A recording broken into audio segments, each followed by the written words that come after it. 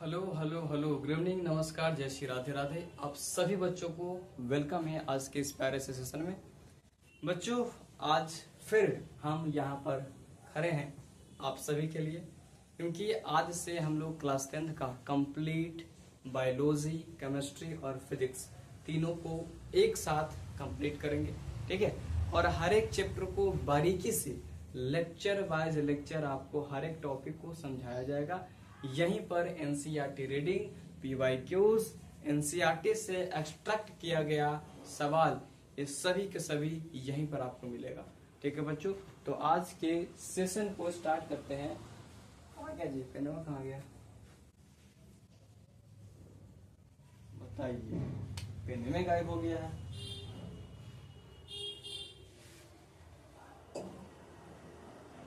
मिला, चलो ठीक है। तो सबसे पहले ये समझ लेते हैं कि सर किस तरीके से आप पढ़ाने वाले हो। ठीक है, तो क्लास का बैच का फ्लो क्या होने वाला है ये समझ लेते हैं। चलिए, तो सबसे पहले आप लोगों को क्लास के अंदर कंप्लीटली टॉपिक को समझाया जाएगा और क्लास के अंदर ही हाथ से हैंड रिटन नोट्स लिखवाया जाएगा। ठीक है बच्चों, उसके बाद आप सभी को एनसीईआरटी का रीडिंग करवाना उतना ही ज्यादा इम्पोर्टेंट है, क्योंकि एनसीईआरटी यहाँ पर बाइबल की तरह काम आता है। ठीक है ना, कोई दिक्कत नहीं है। जिस तरीके से हमारे हिंदू ग्रंथ में, ठीक है, भगवत गीता उतना इम्पोर्टेंट है, उतना ही इम्पोर्टेंट बोर्ड एग्जाम के लिए एनसीईआरटी बुक है बच्चों।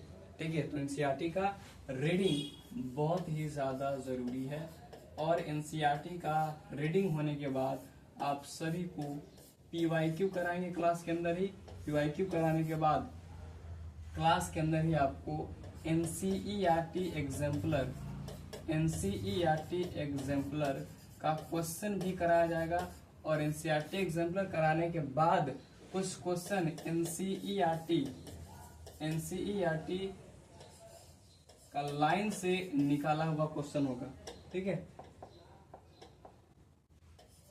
एनसीईआरटी के लाइन से निकाला हुआ क्वेश्चन होगा।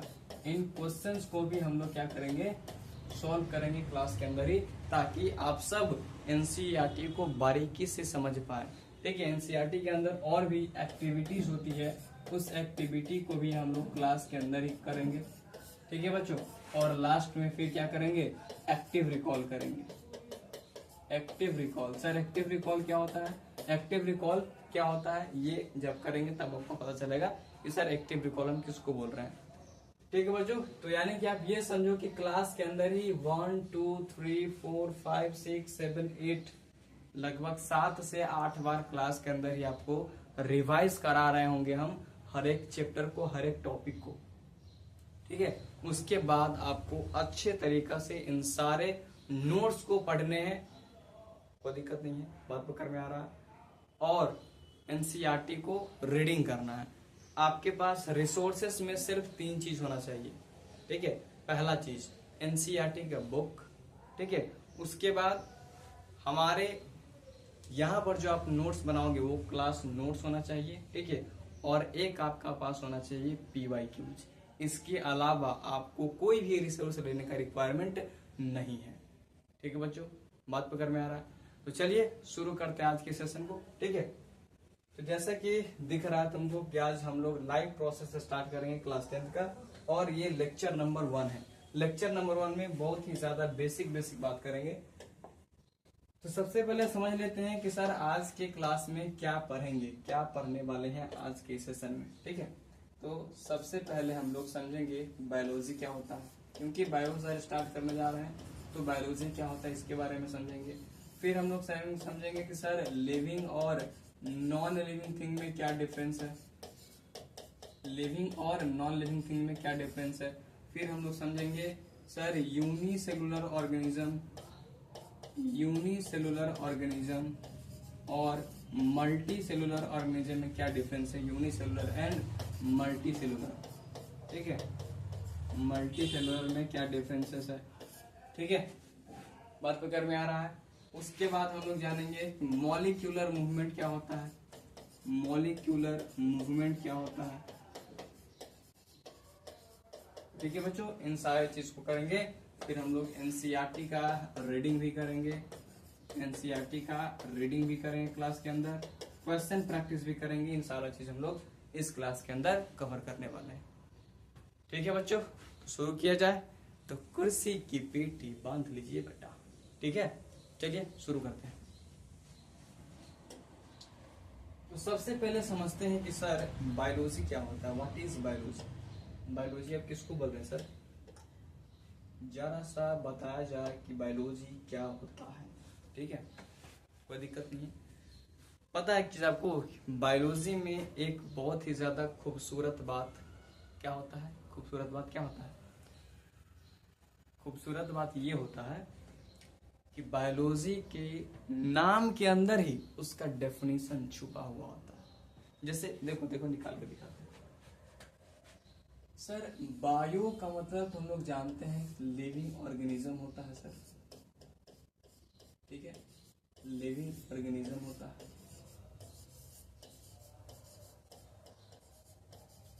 और लोजी ओजी सुनोजी, लोजी का मतलब क्या होता है सर, इसका मतलब होता है स्टडी। ठीक है, तो यानी कि हम बोल सकते हैं study of living organism is called biology. Study of living organism, study of living organism, ठीक है, इज कॉल्ड बायोलॉजी।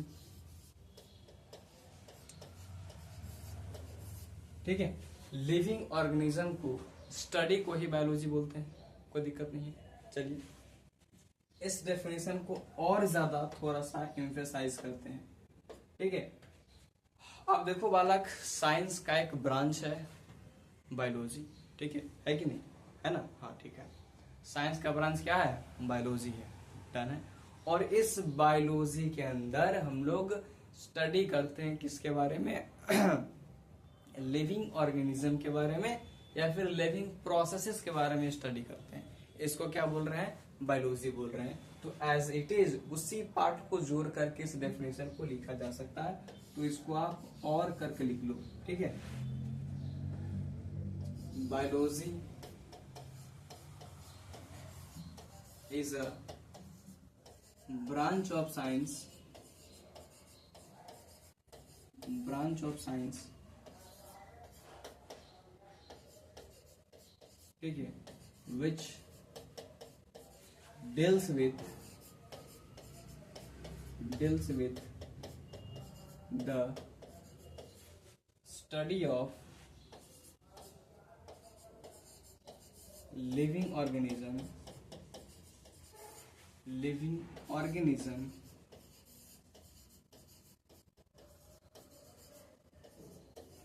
और लिविंग प्रोसेसेस।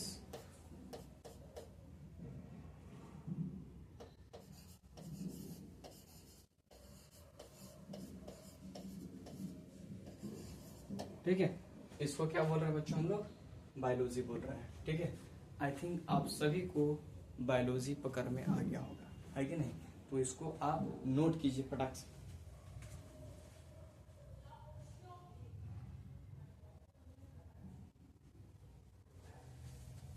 हो गया, डन है, डन है, कोई दिक्कत नहीं है, बात पकड़ में आ रहा है। चलिए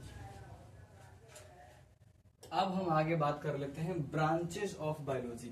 ठीक है, बायोलॉजी के कितने ब्रांच होते हैं सर, हमने पढ़ा है 9th क्लास में। ठीक है, पढ़ा है ना जी, हाँ। कितने ब्रांच होता है, तो सर बायो का पता है 2 ब्रांच होता है। कौन कौन से, एक को सर हम बोलते हैं बॉटनी, ठीक है, और दूसरा कौन सा होता है, दूसरा होता है सर जूलॉजी, जूलॉजी। ठीक है, बॉटनी के अंदर हम क्या पढ़ते हैं सर, बॉटनी के अंदर हम लोग जैसे ही सर बॉटनी नाम सुनते हैं ना, हमको पेड़ पौधा का फीलिंग आता है कि नहीं, क्या आता है, पेड़ पौधा का फीलिंग में आता है सर बॉटनी का नाम सुनते ही, है ना। ठीक है, ठीक है।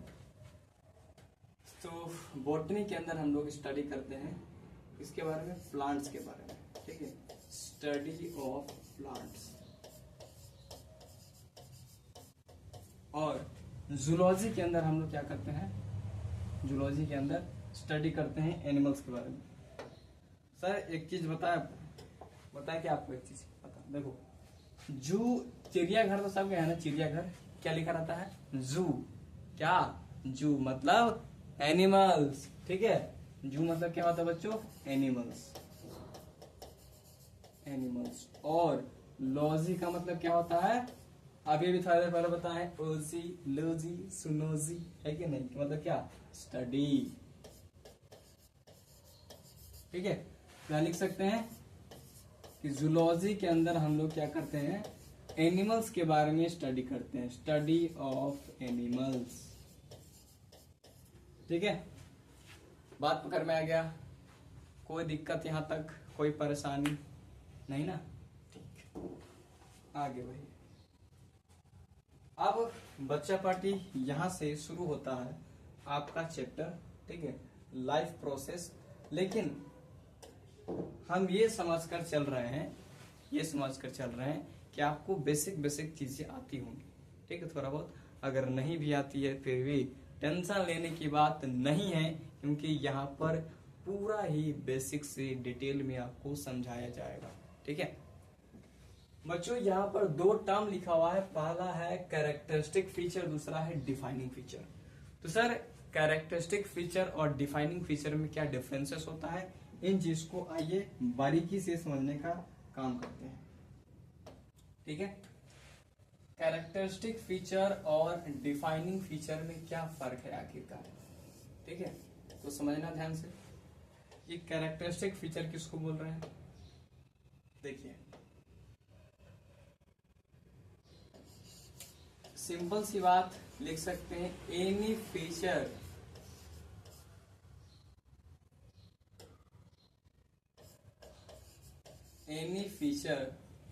shown by living organism,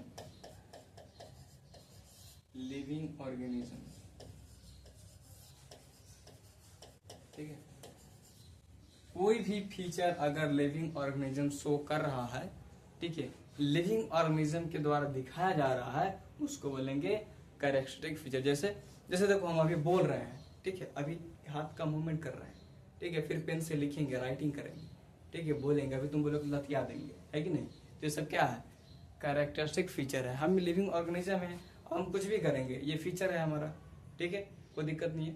तो कुछ भी जो तुम कर पा रहे हो, कोई भी लिविंग ऑर्गेनिज्म, ठीक है, जैसे एग्जाम्पल में सर क्या हो सकता है, इसमें सोचने वाला कोई बातें नहीं है, ठीक है, जैसे देख लो सर वॉकिंग हो गया, ठीक है, टॉकिंग हो गया, टॉकिंग हो गया, और राइटिंग हो गया,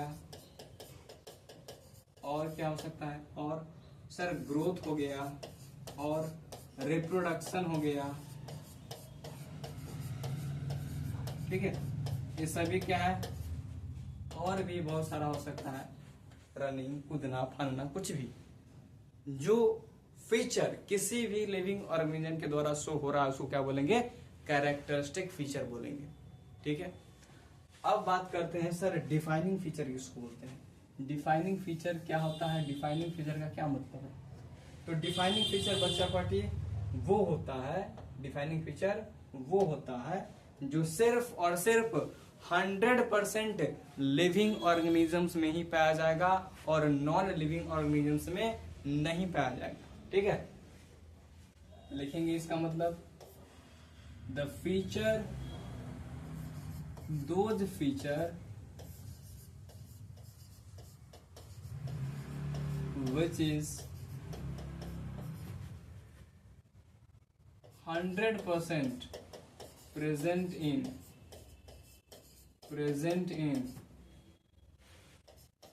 living organism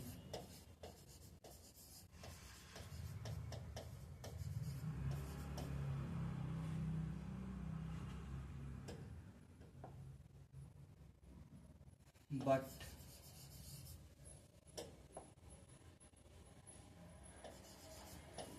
ठीक है, but not present in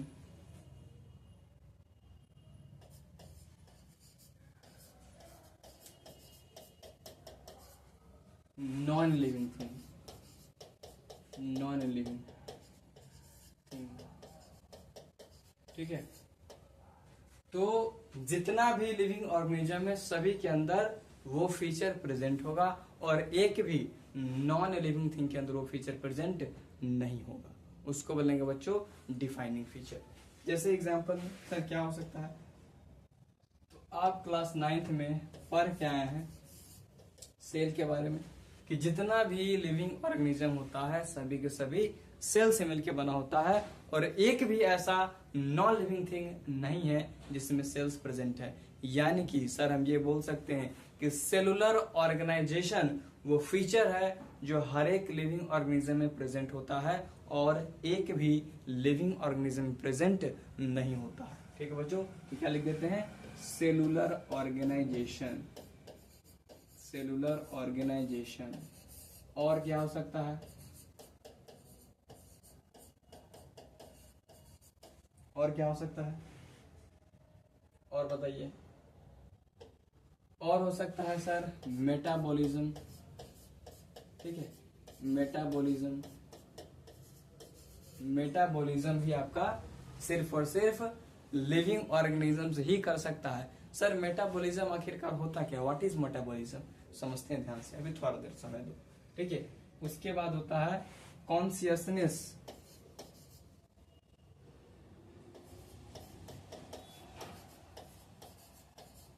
ठीक है। कॉन्शियसनेस का क्या मतलब होता है, एनवायरमेंट को सेंस करना और रिस्पॉन्स करना, इसको बोलते हैं consciousness. Chapter 2 control in coordination में हम लोग डिटेल में समझेंगे कॉन्शियसनेस का क्या मतलब होता है। तो सिंपल सी बात है, आपको हम बता देते हैं, ठीक है। एनवायरमेंट को सेंस करना, ठीक है, और सेंस करने के बाद क्या करना, रिस्पॉन्स देना, रिस्पॉन्स देना, इसको क्या बोलेंगे हम लोग, कॉन्शियसनेस बोलते हैं। जैसे अगर हम आपसे पूछे, क्या पूछे बच्चों कॉन्शियसनेस क्या होता है, तो हमारी आवाज को आप सुनेंगे और सुनने के बाद जो उत्तर देंगे, जो रिस्पॉन्स देंगे, इसको बोल रहे हैं कॉन्शियसनेस, ठीक है बच्चों। अब बात कर लेते हैं सर कि मेटाबॉलिज्म क्या हो रहा है, व्हाट इज मेटाबॉलिज्म, मेटाबॉलिज्म किसको बोल रहे हैं। तो मेटाबॉलिज्म समझने का काम करना, हमारे बॉडी के अंदर बहुत सारा सेल्स प्रेजेंट होता है, billions trillions of cells present है, ठीक है। और उन सेल्स के अंदर मेटाबॉलिक रिएक्शन होता है, क्या होता है, मेटाबॉलिक रिएक्शन होता है। उन सभी मेटाबॉलिक रिएक्शन के सम को बोलते हैं मेटाबॉलिज्म, ठीक है। तो सिंपल सी बात है, यहां पर लिख देते हैं the total sum of metabolic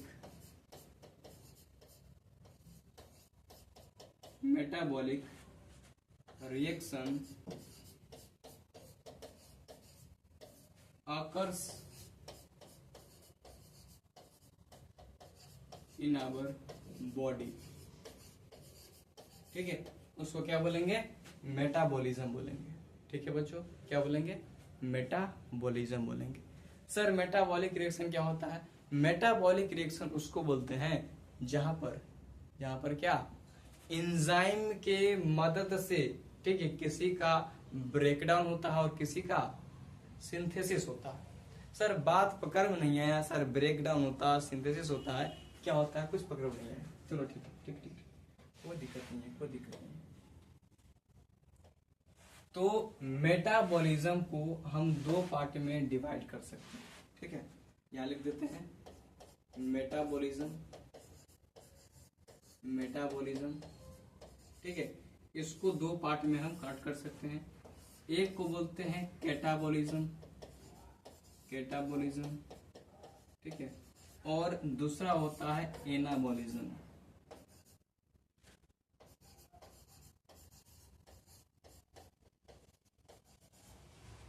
ठीक है, कोई दिक्कत नहीं। कैटाबॉलिज्म किसको बोलते हैं या फिर कैटाबॉलिक रिएक्शन किसको बोलते हैं, कैटाबॉलिज्म या फिर कैटाबॉलिक रिएक्शन किसको बोलते हैं। तो सर यहाँ पर केटा का मतलब क्या होता है, टूटना, ठीक है। देखो यहाँ पर कोई भी कॉम्प्लेक्स सब्सटेंस ठीक है, कॉम्प्लेक्स सबस्टांस, कॉम्प्लेक्स सबस्टांस का अगर एंजाइम के मदद से, ठीक है, एंजाइम के हेल्प से छोटे छोटे पार्टिकल्स में, ठीक है, छोटे छोटे पार्टिकल्स में ब्रेकडाउन होगा, उसको क्या बोलेंगे, कैटाबॉलिज्म बोलेंगे, सिंपलर फॉर्म, सिंपलर फॉर्म, ठीक है। और यहीं पर छोटा छोटा पार्टिकल्स, ठीक है, जो सिंपलर फॉर्म अभी बताए हैं, यही छोटा छोटा पार्टिकल्स एंजाइम के मदद से, ठीक है बच्चों, एंजाइम के मदद से एक कॉम्प्लेक्स सबस्टांस का फॉर्मेशन करेगा, इसको बोलेंगे एनाबॉलिज्म। बात पकड़ में आया, कैटाबॉलिज्म क्या होता है, एनाबॉलिज्म क्या होता है, कोई दिक्कत नहीं है, चलो ठीक है। अब सर यहाँ पर एक और चीज है, सेलुलर ऑर्गेनाइजेशन। तो सर सेलुलर ऑर्गेनाइजेशन तो ठीक है, लेकिन आखिरकार ये होता क्या है, ठीक है, तो इससे समझ लेते हैं सबसे पहले सेल के बारे में। आगे देखो बच्चों, अब हम समझते हैं यूनिसेलुलर ऑर्गेनिज्म और मल्टी सेलुलर ऑर्गेनिज्म में क्या डिफरेंस होता है। तो एक बात तो आपको पता होगा, आप क्लास 8, 9 पढ़ के आए हैं कि जितने भी लिविंग ऑर्गेनिज्म होता है सभी के सभी सेल से मिलकर के बना होता है। तो यहाँ पर एक बात हम आराम से लिख सकते हैं, क्या, all living organisms,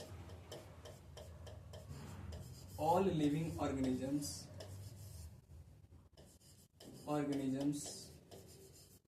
are composed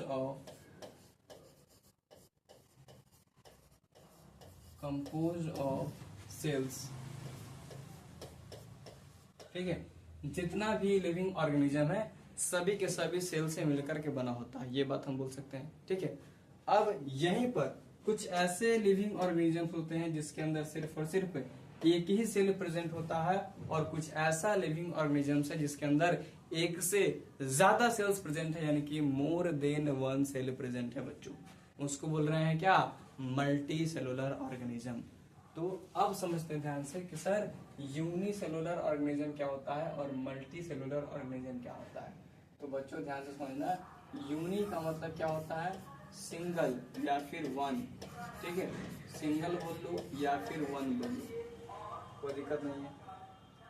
तो यानी कि सर यहाँ पर हम लिख सकते हैं यूनिसेलुलर ऑर्गेनिज्म का मतलब क्या होता है, सिंगल सेल इज प्रेजेंट, यहाँ पर सिर्फ और सिर्फ सिंगल या फिर एक सेल प्रेजेंट होगा, उसको बोलेंगे यूनिसेलुलर ऑर्गेनिज्म, ठीक है। Single cell is present, single cell is present,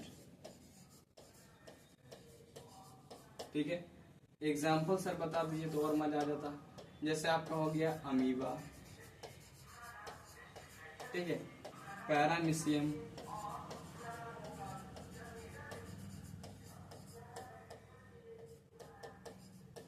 ठीक है, पैरामीशियम हो गया, ईस्ट हो गया आपका, बैक्टीरिया हो गया, ये सब के सब क्या है, यूनिसेलुलर ऑर्गेनिज्म है। और सर मल्टी सेलुलर का मतलब क्या होता है, मल्टी मतलब क्या, क्लास 9th में आप सब पढ़ गए हैं सर, मल्टी का मतलब होता है एक से ज्यादा, ठीक है, मोर देन वन, ठीक है बच्चों, मोर देन वन, मोर देन वन, ठीक है। और सेलुलर का मतलब क्या होता है, इसका मतलब क्या होता है, सेल। तो इसमें बात लिख सकते हैं, more than one cell, more than one cell is present, उसको बोलेंगे मल्टी सेलुलर ऑर्गेनिज्म। इसका भी एग्जांपल में क्या लिख सकते हैं बच्चों, क्या लिख सकते हैं, बताओ क्या हो सकता है एग्जांपल, व्हाट इज क्या, थोड़ा बहुत मजाक मस्ती चलता है ना जी। तो अभी टॉपिक पे बात आते हैं, मल्टी सेलुलर ऑर्गेनिज्म का एग्जांपल आपसे पूछ रहे, बताइए, सोचिए और बताइए क्या होता है। हाँ ठीक है क्या, हाँ ठीक है, एनिमल्स लिख सकते हैं सर, एनिमल्स में सर ह्यूमन बींग्स लिख सकते हैं, ह्यूमन बींग्स हो गया, ठीक है, एनिमल्स भी लिख सकते हैं, प्लांट्स भी सर लिख सकते हैं, और एनिमल्स भी लिख सकते हैं, एनिमल्स, एनिमल्स, ठीक है। फंजाई भी लिख सकते हैं, लेकिन एक्सेप्ट एस्ट, एस्ट को क्यों कंसीडर नहीं किए हैं? वो इसलिए क्योंकि एस्ट जो होता है बच्चों यूनिसेलुलर होता है, ठीक है।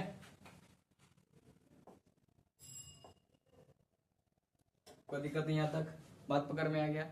यूनिसेलुलर ऑर्गेनिज्म और मल्टी सेलुलर ऑर्गेनिज्म क्या होता है बच्चों, यहां तक बात आपको क्रिस्टल क्लियर हो गया है? चलिए, बहुत बढ़िया बात है। नोट कर लीजिए, थोड़ा सा नोट कर लीजिए।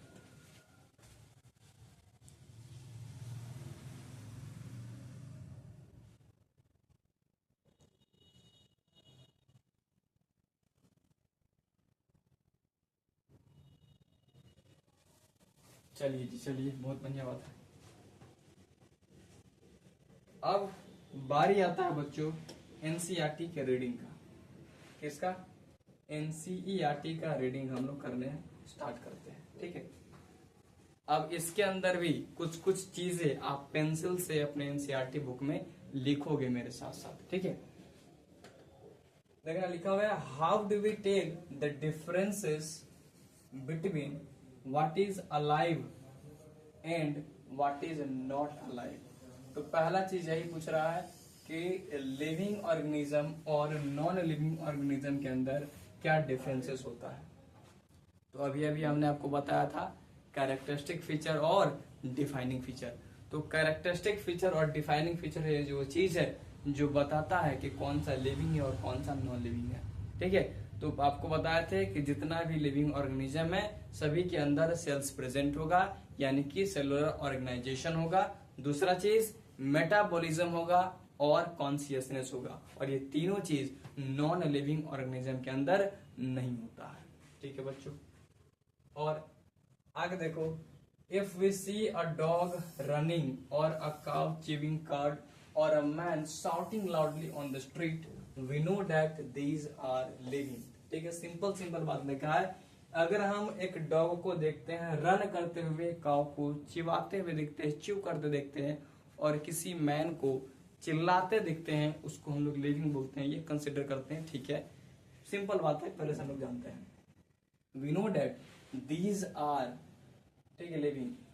What if the dog or the cow or the man were asleep? अब अगला प्रश्न पूछ रहा है कि अगर मान के चलिए कि अगर डॉग, काउ, मैन तीनों के बारे में चर्चा चल रहा है, अगर ये तीनों सो रहा है, उस कंडीशन में क्या होगा? तो उस कंडीशन में क्या लिखा हुआ है? We would still think that they were alive. फिर भी हम लोग समझते हैं क्या है वो? लिविंग है। But how did we know that? ठीक है, we see them breathing, याद रखना अगला चीज, breathing, and we know that they are alive. अगर कोई लिविंग ऑर्गेनिज्म स्लीप भी कर रहा है तो उस कंडीशन में क्या करता है? सांस लेता है, इसलिए हम लोग जानते हैं क्या वो लिविंग है। ऐसा आपके बुक में लिखा हुआ है, ठीक है। And we know that they are live. What about plants? अब कोई व्यक्ति है जो प्लांट्स के बारे में पूछता है कि अच्छा ठीक है, आप बताओ प्लांट के बारे में क्या, प्लांट किस तरीके से लिविंग है। How do we know that they are alive? We see them green, some of us will say, but what about plants that have leaves of color other than green? देखो, कुछ लोग बोल रहा है कि अगर प्लांट का पत्ता ग्रीन है उस कंडीशन में उसको हम क्या बोलेंगे? लिविंग बोलेंगे। फिर यहाँ पर बात आता है कि सर कुछ तो ऐसा भी प्लांट है जिसका पत्ता ग्रीन नहीं है, तो उसको लिविंग कैसे कंसिडर करेंगे? ठीक है, they grow over time, so we know that they are alive. तो दूसरा कंडीशन क्या बोल रहा है कि वो प्लांट्स ग्रो करते हैं, ठीक है, इसलिए इसको हम क्या करते हैं? लिविंग कंसीडर कर रहे हैं, कोई दिक्कत नहीं है। In other words, we tend to think of some sort of movement either growth related or not as common evidence for being alive, but a plant that is not visible growing is still alive. And some animals can breathe without visible movement, so using visible movement as the defining characteristics of living is not enough. देखो बच्चों, यहाँ पर defining characteristics पूछा गया है, इसलिए हमने पहले ही आपको बता चुके हैं। अब यहाँ पर कुछ टर्म दिया गया है, उसको हम समझते हैं। सबसे पहले यहाँ पर दिया गया है विजिबल मूवमेंट क्या होता है। ठीक है, visible movement,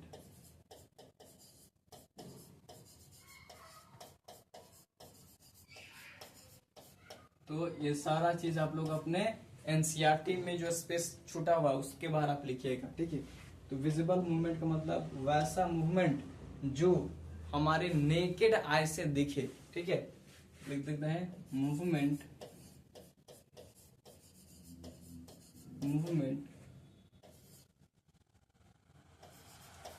saw bye naked eye.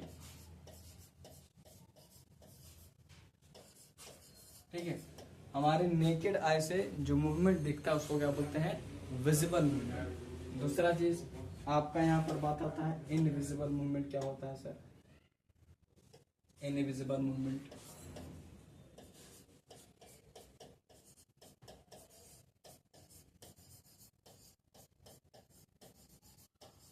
तो इनविजिबल मूवमेंट उसको बोलेंगे जो हमारे नेकेड आई से नहीं दिखता है।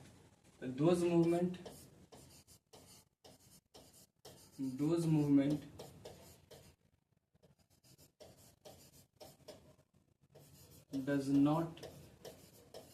does not shown by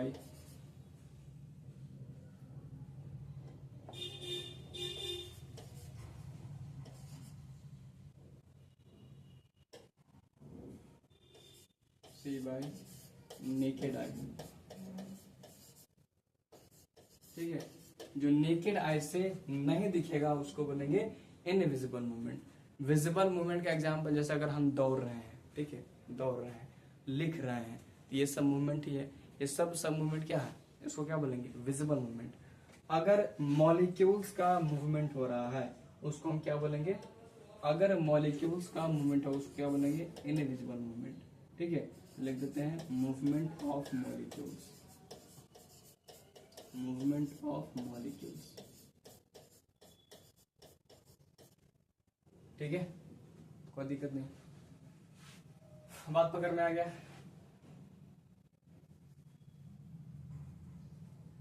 देखो बच्चों, यहाँ पर भी लिखा हुआ है कि कुछ मूवमेंट ऐसा होता है जो ग्रोथ रिलेटेड होता है। ठीक है, और कुछ मूवमेंट ऐसा होता है जो ग्रोथ रिलेटेड नहीं होता है। जैसे अगर हम बात करते हैं, प्लांट्स भी मूव करता है जब वो ग्रो करता है। ठीक है, एक सीडलिंग से जब बीज से क्या निकलता है, प्लांट छोटा सा निकलता है, तो वो धीरे धीरे क्या करेगा, ग्रो करेगा। तो इस मूवमेंट को बोलेंगे ग्रोथ रिलेटेड मूवमेंट। और कुछ ऐसा मूवमेंट है जैसे हम हाथ को हिला रहे हैं, ये भी मूवमेंट है। ठीक है, ऐसे गर्दन हिला रहे भी मूवमेंट है, लिख रहे भी मूवमेंट है, चल रहे भी मूवमेंट है। ये कोई भी ग्रोथ नहीं करवा रहा है, तो इसको बोलेंगे ग्रोथ रिलेटेड मूवमेंट। इसको हम क्या बोलते हैं, नहीं बोलते हैं। यहाँ तक पूरा बात क्लियर है आपको। ठीक है, चलिए अब मॉलिक्यूलर मूवमेंट हम समझते हैं कि सर मॉलिक्यूलर मूवमेंट आखिरकार होता है क्या। ठीक है, मॉलिक्यूल्स का मूवमेंट मतलब क्या। ठीक है बच्चों, तो समझते हैं आगे। अब ध्यान से समझना, सवाल ये पूछा जाता है कि why are molecular movement is needed for life.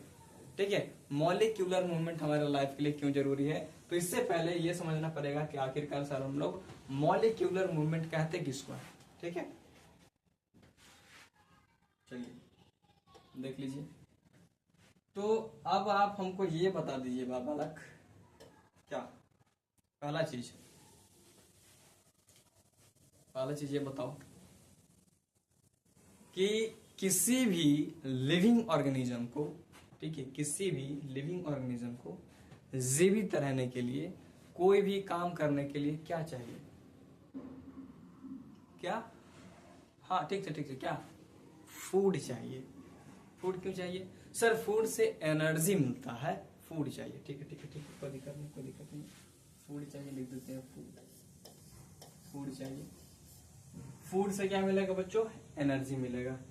Sir food से एनर्जी किस तरीके से मिलेगा, तो उसके लिए भी तो क्या चाहिए, ऑक्सीजन चाहिए। जब तक ऑक्सीजन नहीं मिलेगा बच्चों, ये फूड का ऑक्सीडेशन नहीं होगा, और ऑक्सीडेशन नहीं होगा तो एनर्जी नहीं मिलेगा। अभी आपको थोड़ा सा लग रहा होगा कि हेवी वर्ड बोल रहे हैं, ऑक्सीडेशन क्यों चीज होता है, आगे थोड़ा देर आगे बताएंगे रेस्पिरेशन में। ठीक है, तो फूड जिसको हम लोग किस फॉर्म में लेते हैं, ग्लूकोज के फॉर्म में, C6H12O6 इसको हम क्या बोल रहे हैं, ग्लूकोज बोल रहे हैं। ठीक है, कोई दिक्कत नहीं।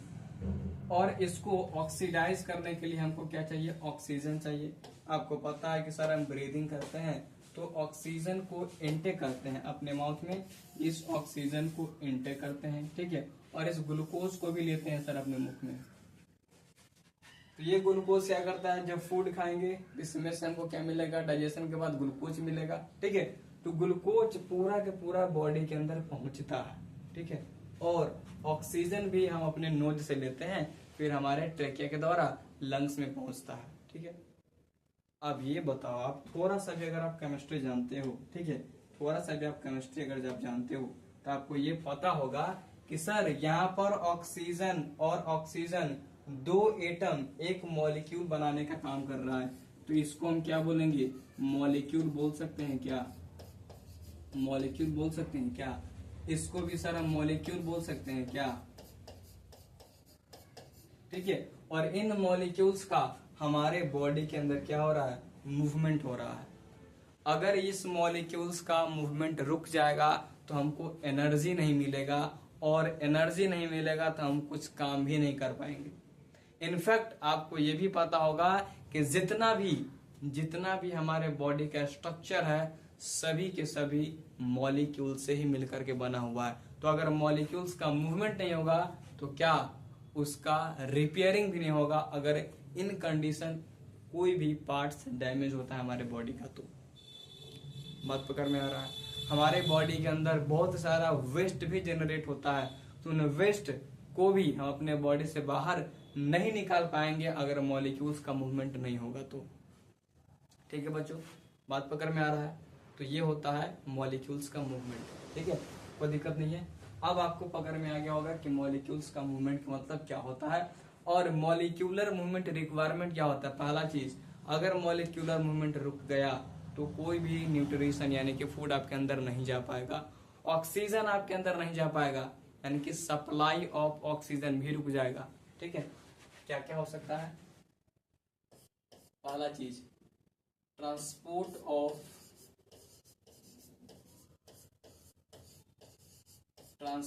ऑफ न्यूट्रिशन,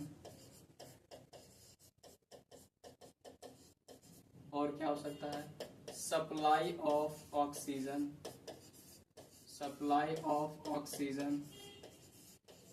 और क्या हो सकता है, removal of waste product,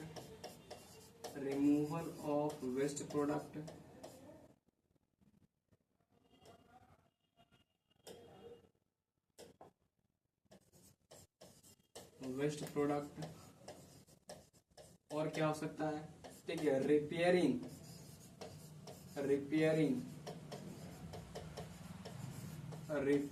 of damaged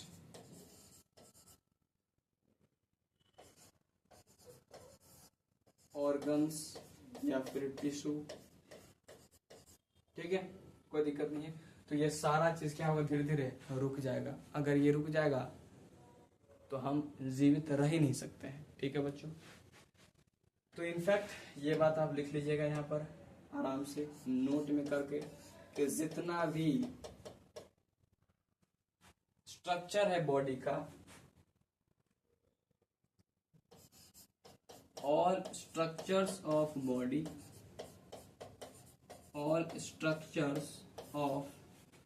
our body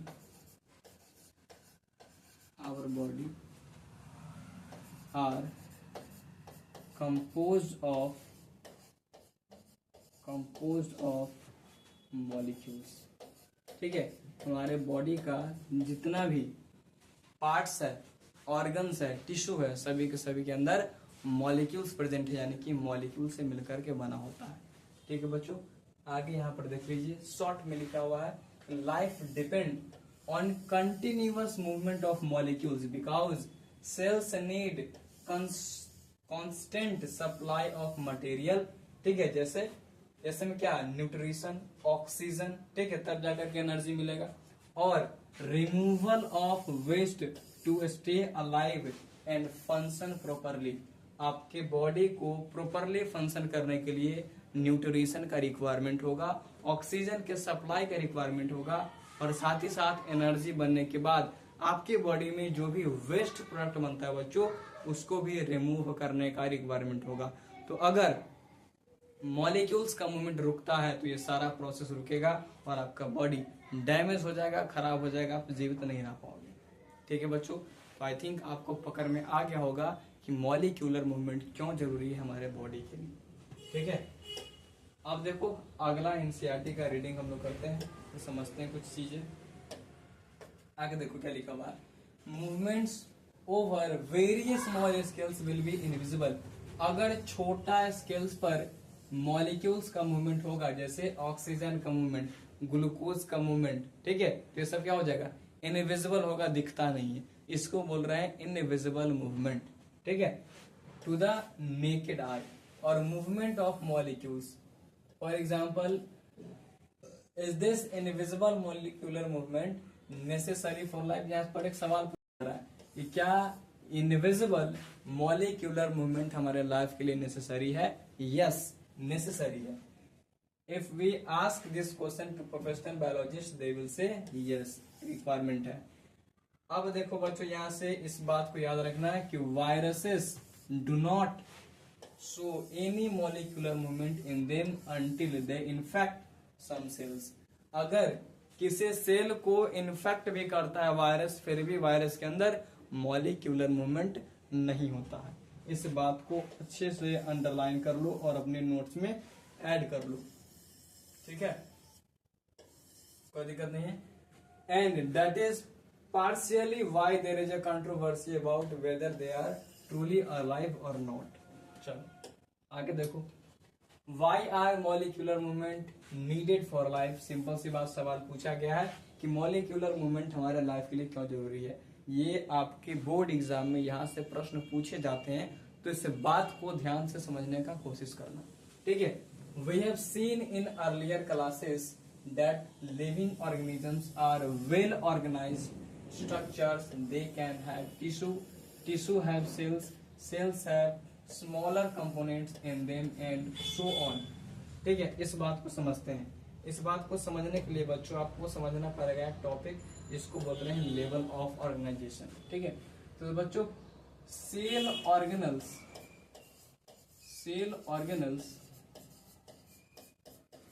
से मिल करके बच्चों सेल बनता है, और सेल से मिलकर के बच्चों क्या बनता है, टिश्यू बनता है। बहुत सारा सेल एक साथ कंबाइन करता है तो क्या बनाता है, टिश्यू बनाता है। और बहुत सारा टिश्यू से मिलकर क्या बना रहा है, ऑर्गन बना रहा है। फिर बहुत सारा ऑर्गन जब एक साथ कंबाइन करेगा तो क्या बनेगा, ऑर्गन सिस्टम बनेगा बच्चों। ठीक है, ऑर्गन सिस्टम बनेगा, ऑर्गन सिस्टम। और बहुत सारा ऑर्गन सिस्टम एक साथ कंबाइन करेगा तब जाकर के एक बॉडी का फॉर्मेशन करता है। क्या बनता है बच्चों, एक बॉडी बनता है। ठीक है, तो ये बोल सकते हैं कि सर बॉडी के अंदर है ऑर्गन सिस्टम, ऑर्गन सिस्टम के अंदर ऑर्गन है, ऑर्गन के अंदर टिश्यू है, टिश्यू के अंदर सेल है, और सेल के अंदर सेल्स ऑर्गन्स है। ठीक है, एक वेल ऑर्गेनाइज के तरीका से यहाँ पर क्या हुआ है, अरेंज किया गया है। ठीक है, यही बात यहाँ पर बताया गया है। Because of the effect of the environment, environment के इफेक्ट की वजह से ये जो ऑर्गेनाइजेशन का ऑर्डर है, ठीक है, ये क्या हो सकता है, ब्रेक हो सकता है। ठीक है बच्चों, कोई दिक्कत नहीं, टूट सकता है। If order breaks down the organism will no longer be alive, so living creatures must keep repairing and maintaining their structures. देखो, अगर इन्वायरमेंटल इफेक्ट से हो सकता है, मान चले कि आप कहीं जा रहे हैं, आप नहीं, कोई भी इंसान हो सकता है, ठीक है, गलती से किसी भी वजह से अगर उसका एक्सीडेंट हो जाता है तो उसके बॉडी का कुछ पार्ट्स डैमेज हो गया, इसको बोल रहे हैं इन्वायरमेंटल इफेक्ट। ठीक है, नेचर में किसी भी कारण से अगर कोई इफेक्ट बॉडी पर आता है उसको बोलते हैं क्या, इन्वायरमेंटल इफेक्ट। ठीक है, तो क्या होगा, उसका बॉडी डैमेज हो जाएगा। अगर बॉडी डैमेज होने के बाद उसको मेंटेन नहीं किया गया, रिपेयर नहीं किया गया, तो वो ऑर्गेनिज्म का क्या हो सकता है, डेथ हो सकता है। ठीक है बच्चों, यह बात यहाँ पर बताया गया है।